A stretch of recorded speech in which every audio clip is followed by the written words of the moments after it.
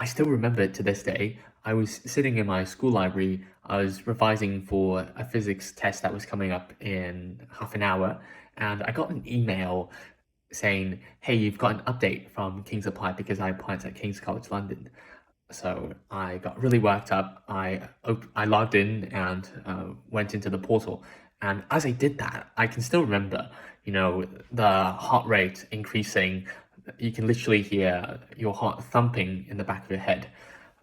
So that was really, really stressful for a minute. And then I went to the portal and it said, "Congratulations, we've made you an offer for medicine." I was so, so happy about it.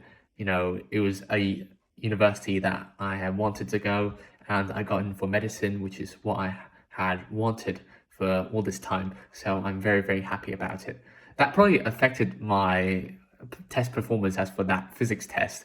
I didn't do too well, but hey, I got a medicine offer at my dream school, so I'm happy about that.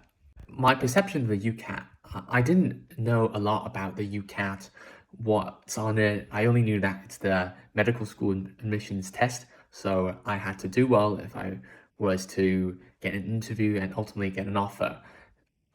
I came across a social media post by someone who had also scored very highly on the UCAT, and they recommended MedEntry. So I went and take a look. MedEntry has a very affordable subscription price.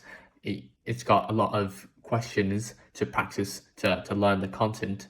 I think that the best way to to prepare for any test is by doing practice problems. So MedEntry is really strong in providing a lot of practice problems to familiarize yourself with the content, to learn it by doing them. So for that, I'm very grateful for MedEntry for helping me score very high on the UCAT and ultimately get into medical school, as opposed to like learning the content first and then doing the practice problems. Because I didn't have that much time, I just started with doing the questions straight away. And at first, it will be a steep learning curve, but as you do more and more problems, you become more familiar with the format, with the content, and you can get better through that. So my advice would be to do as many practice problems as possible. That way, by the end, you'll have an idea of how to approach the problems in the back of your head. And as you practice along, take note of any topics, any type of questions that you're struggling, so you can go back at the end of the week perhaps and look at what areas that I'm weakest in, and for next week you can focus on improving that.